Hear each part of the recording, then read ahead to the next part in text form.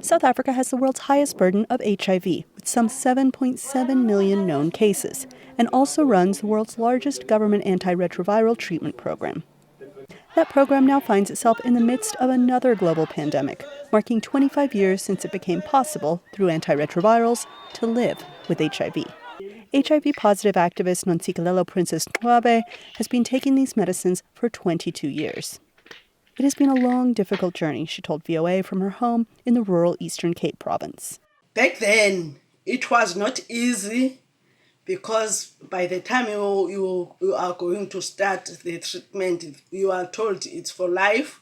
And then when you start taking a treatment, it reminds you that you have the virus and you have something that other people they don't have, and you are afraid, and you have to go through some stages because you have to accept yourself. Those involved in the journey point out two banner years: 2004, when South Africa rolled out its mass antiretroviral program, and 2009, when after years of denialism under President Thabo Mbeki, his successor President Jacob Zuma announced policy changes that greatly expanded access to treatment.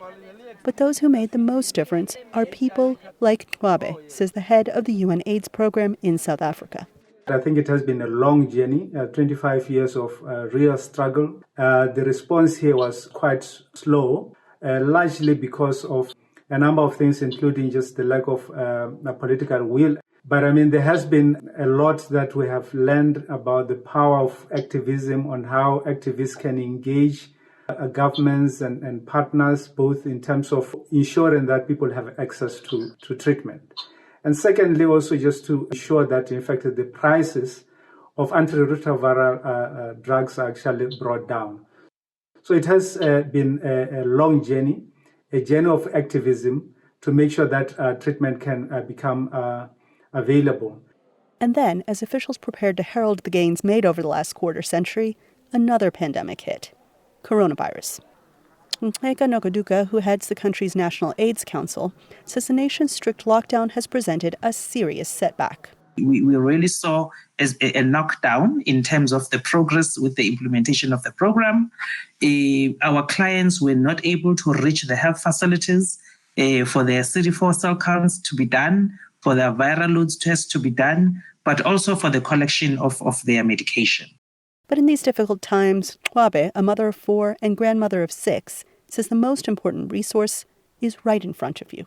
Oh, my dear, if I can say something to people who are newly diagnosed, I can say that you can live many more years with the HIV.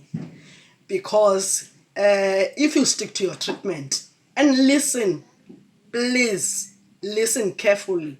Please, your family must know about your HIV status, must know that you are taking a treatment so that you can get support, because the support of the family is the first thing in life. And that, she says, is the biggest victory of her 2-decade struggle. If we stand together, she says, even in these difficult days of viral fears and public outrage over inequality, we can get through this. Anita Powell, VOA News, Johannesburg.